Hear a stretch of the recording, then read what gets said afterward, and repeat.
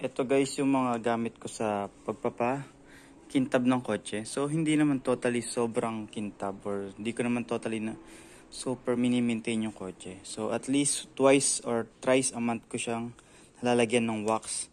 Meron ako isa yung Colinite na 76S. Sobrang hirap niyang i-apply since mabilis tumigas. So ito, titignan ko tong isang Colinite na 845. So same lang naman sila ng result. So ito, try naman natin.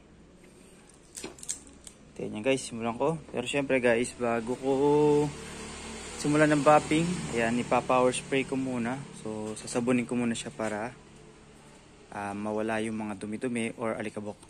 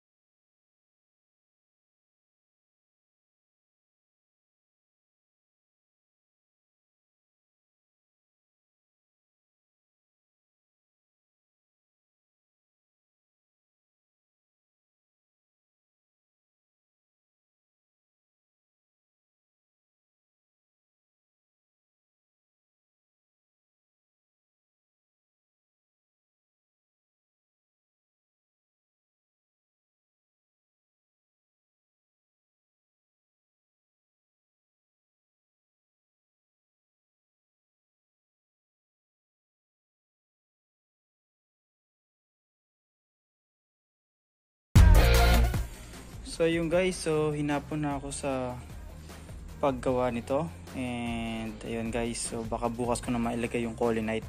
So ito muna yung ginamit ko. Ayan. Then ito, Supra Gloss pang linis, ayan, pang polish. So kung kakayanin ko pa mamaya, lalagay ko yung Colinite or bukas na para mas kumintab at saka protection. So ito na guys, harap. So inuna ko lang yung gilid at saka yung likod. And yun, makikita na natin yung pagkakintab niya. So guys, ang laki ng difference nung pinapolish ko siya. Nakikita ko talaga medyo yung paninilaw niya is nawawala. Then yung may mga watermarks na hindi visible masyado pag hindi mo tinitigan is natanggal din niya. So akala mo lang malinis, pero pag tingnan mo malapit may mga marks na siya. So ayun, nawala, kumintab ulit. So yun guys, so kahit once a year o twice a year mag-polish lang kayo, hindi naman totally yung pambap talaga. So depende rin sa chemicals at saka sa pad na gagamitin nyo kung gano'n ka-aggressive. So sa akin pang-polish lang, so hindi aggressive tong gamit ko. So pang maintain lang.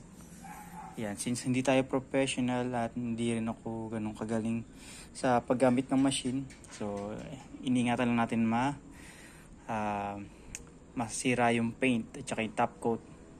Pang ano lang tayo, saktong pampakinis lang dyan, pampakintab, yun lang.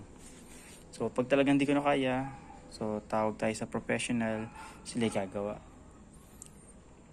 So yun, tingnan natin bukas. So yan, kinabukasan guys dito, so sinisimulan ko na ulit maglagay ng wax gamit itong yan, yung Colinite. So yan guys, so tinatapos ko na yung hood. So yan, kasi maraming talsik ng wax nung kahapon. Yung gamit ko yung Supra Gloss. So yun yung pinanlinis ko ng paint at ng mga paninilaw. Then after nun, ito ng Colinite, nilalagay ko pang protection. So yan guys, natapos ko na yung carbon fiber na hood. Yan, so medyo maganda na yung result. Mas makintab na. So tingnan nyo yung difference ng may wax sa wala. So ito may wax, ito wala.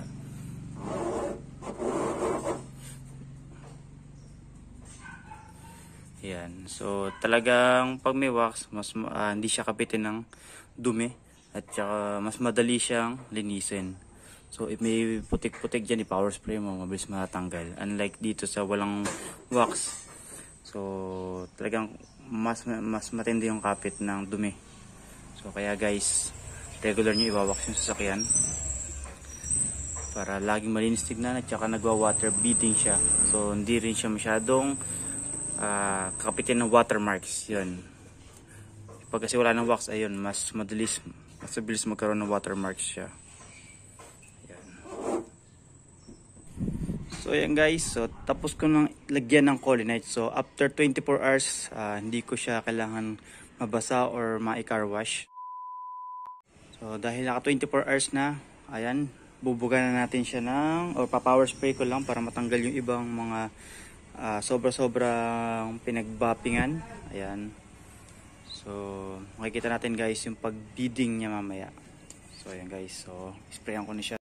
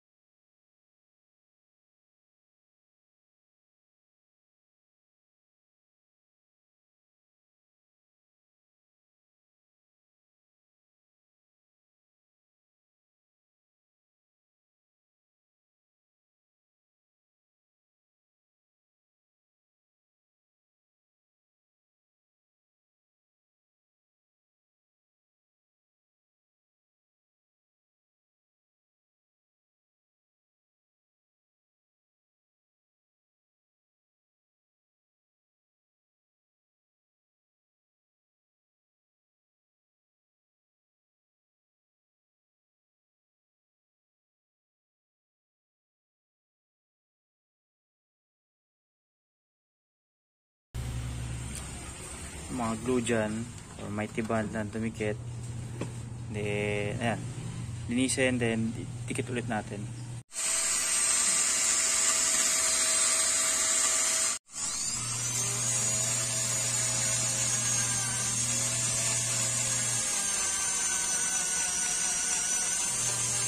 Ayan, I think mukhang goods na. So na-grind ko na yung ibang mga excess na nakahumbok na mighty band or glue.